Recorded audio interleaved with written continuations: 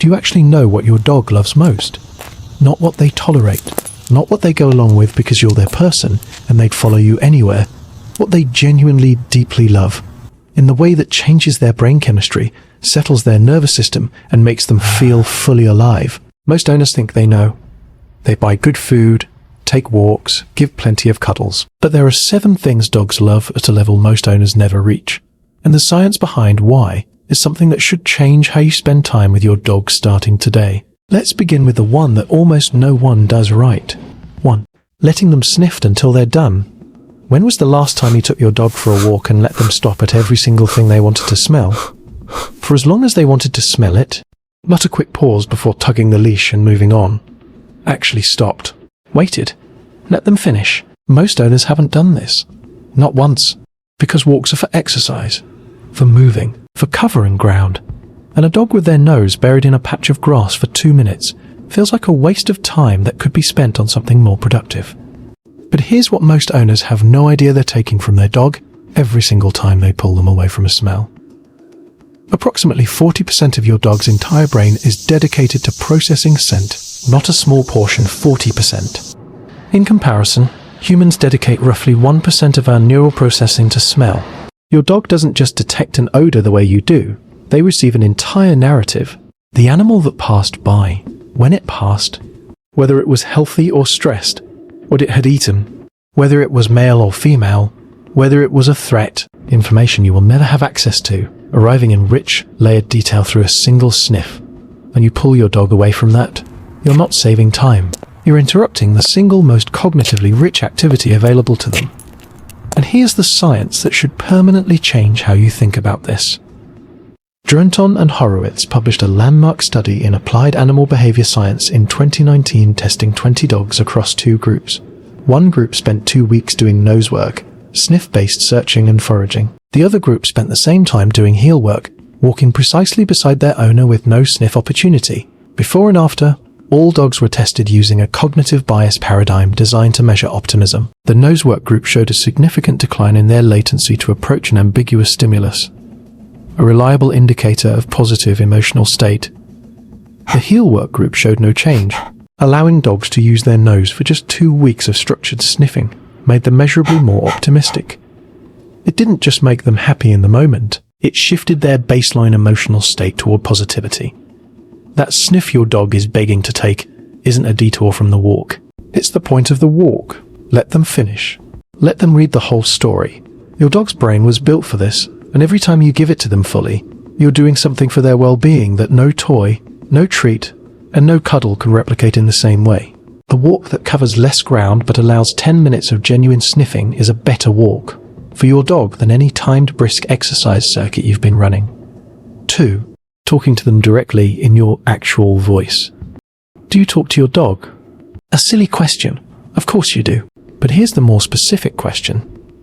Do you talk to them the way you talk to someone you're in an actual conversation with?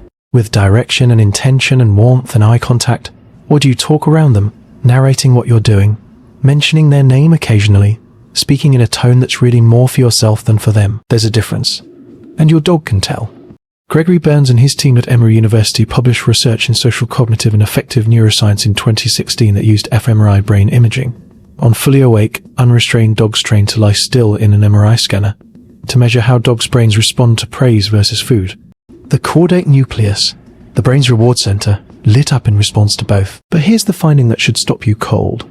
For many dogs, praise activated the caudate nucleus equally or more than food did. Your voice specifically directed at them, in a warm and positive tone, registers in the same area of your dog's brain as a food reward.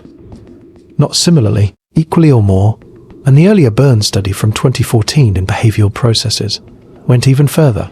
Using fMRI, Burns presented dogs with 5 different scents: familiar human, familiar dog, unfamiliar dog, and their own scent. Of all 5, only one maximally activated the caudate nucleus. The scent of a familiar human, not another dog. Not their own scent. You. The reward response in your dog's brain is reserved for you above every other creature in their world. And when you pair that scent with your voice, when you sit down and actually talk to your dog, looking at them, directivating the conversation at them, You're activating one of the most powerful reward responses their brain is capable of. Talk to them today. A real conversation, not narration, not a distracted mention of their name. Full eye contact, soft voice, genuine direction. Your dog has been waiting for you to realize they're listening. Playing in a way that lets them win. When you play with your dog, who wins? If you're being honest, the answer is usually you. You control the toy. You decide when it moves and where it goes and how fast it goes and when it stops. And your dog chases and lunges and almost catches it and then you put the toy away and call it a session. Most owners have no idea what that pattern is costing their dog every single time. Dogs are not built to chase. They're built to hunt. And the hunt has a sequence: stalk, chase, catch, kill, consume, rest. That is hardwired into every dog alive regardless of breed. Regardless of how many generations they've been indoors, when you play in a way that allows your dog to chase but never catch, you're activating the first 3 stages of that sequence, over and over and never allowing it to resolve. That's not excitement, that's frustration. The dopamine system that drives the chase is built to be completed by the catch. Without it, the circuit fires and never closes.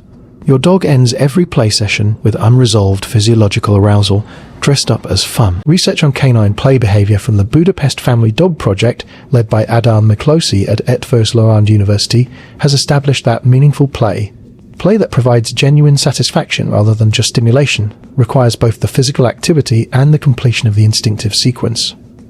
Letting your dog catch the toy, bite it, shake it, carry it, that's not giving in.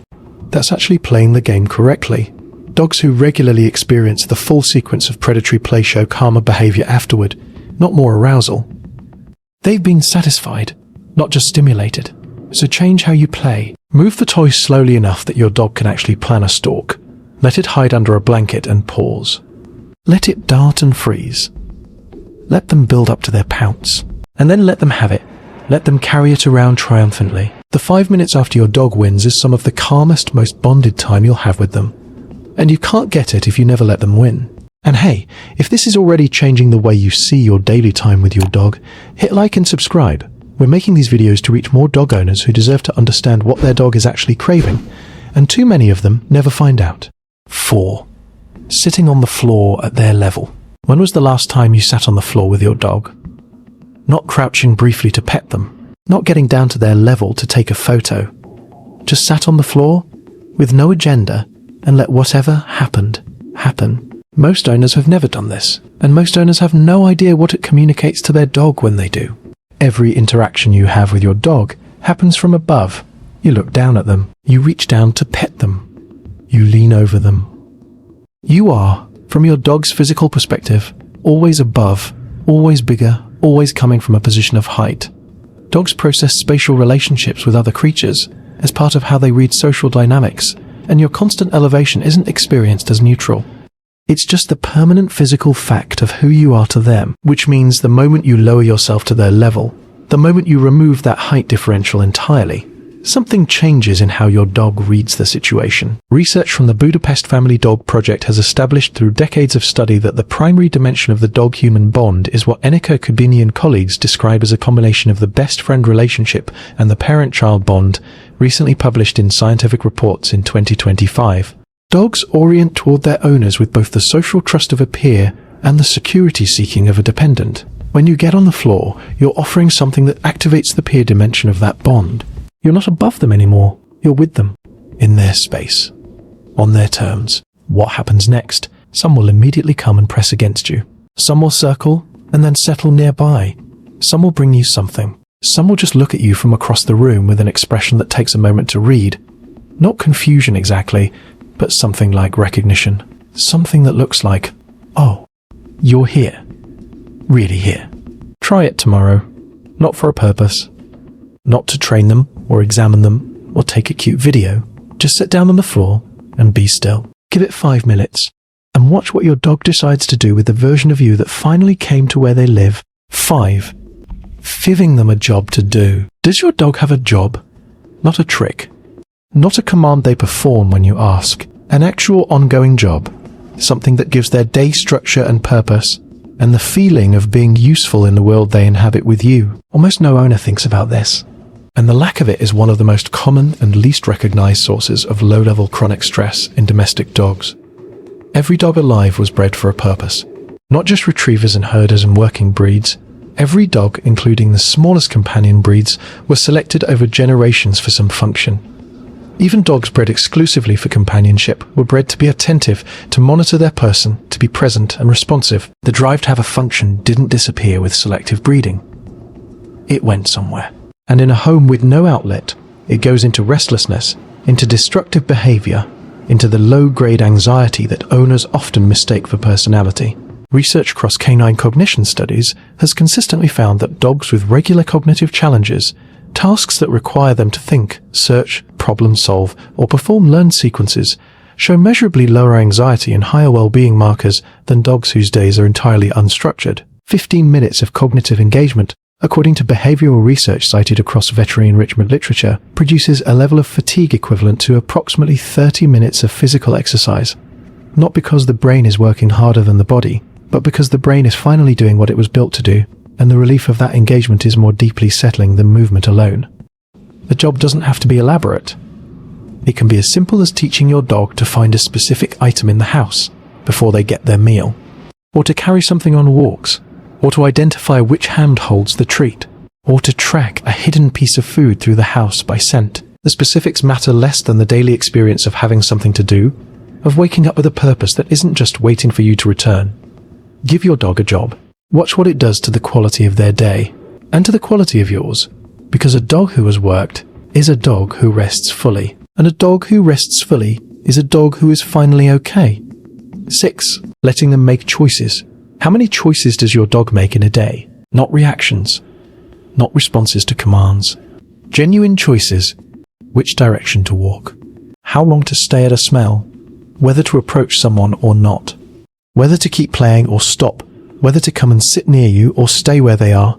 For most dogs the answer is almost none. Every walk follows the same route. Every meal happens at the same bowl in the same spot.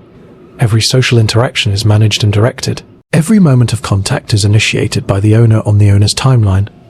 The dog moves through their life in a world almost entirely controlled by someone else. And most owners never think about what that costs. The Duranton and Horowitz nosework study we discussed earlier identified something beyond the optimism finding. The reason nosework produced more benefit than heel work wasn't only about sniffing. It was about autonomy. In nosework, the dog could move freely, decide where to search, choose their path through the space, follow their own instincts toward the target. In heel work, the dog followed. The researchers specifically cited the opportunity to make active choices as a key factor in animal welfare, equal in importance to the physical expression of natural behavior. Your dog lives in a world where someone else controls almost everything. You cannot change most of that, but you can deliberately build choice into each day. Let them choose the direction of the walk sometimes. Let them choose between two toys. Let them come to you rather than calling them to you, and see what they do. Let them finish what they're doing before you redirect them. Each of these moments is small. Cumulatively, they tell your dog something important. Your choices land. You are not just a creature being managed through the day.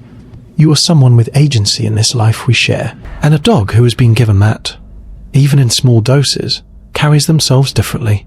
They're calmer, more confident, more settled, because they've been given something most dogs never get. The experience of mattering enough to be heard. 7. The one thing that changes the brain chemistry of both of you. Everything on this list matters. But this one is different, because this is the only item on the list that doesn't just change your dog, it changes you. Simultaneously, at the same biological level, at the same moment in time. Look at your dog. Really look at them. Soft eyes, no agenda, no phone in your other hand. Just look, and let them look back. In 2015, researcher Miho Nagasawa and her team at Asabu University in Japan published a study in Science, one of the highest impact scientific journals in the world, that documented something that had never been shown before between two different species. When dogs and their owners engaged in mutual gazing, simply looking at each other, both the dog and the human showed a significant spike in oxytocin levels. The same bonding hormone that surges between a mother and her newborn infant. Not similar, the same, in both directions, simultaneously. Dog to human and human to dog, triggered by nothing more than eye contact. To put this in context, this oxytocin loop had previously only been documented within species. Wolves, the dog's closest ancestor, did not show this response with humans. It appears to have developed specifically across the 15,000 or more years of coevolution between dogs and people. Your dog isn't just a domesticated animal that happens to live with you. They are the only non-human creature on Earth whose gaze triggers the same neurochemical bond response in you that your own child's face does. So here's the practice that comes from this science. Once a day, sit with your dog. No task attached to it. No training. No grooming. No play. Just sit near them and look at them. Gently, not staring, and let them look back.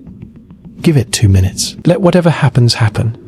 You might find them blinking slowly and settling. You might find them pressing against you. You might find that something in the air between you gets quieter and more specific than it ever is. In the busy parts of the day, that's not sentimentality. That's two nervous systems doing something extraordinary that they evolved together to do. And of all the things on this list, the sniff walks and the floor sitting and the games and the choices, this one is the most profound. Because it doesn't require anything you don't already have. It requires only that you stop, look, and let your dog show you what they've been offering every single time they looked at you from across the room and hoped you'd look back. You have everything you need. You always did.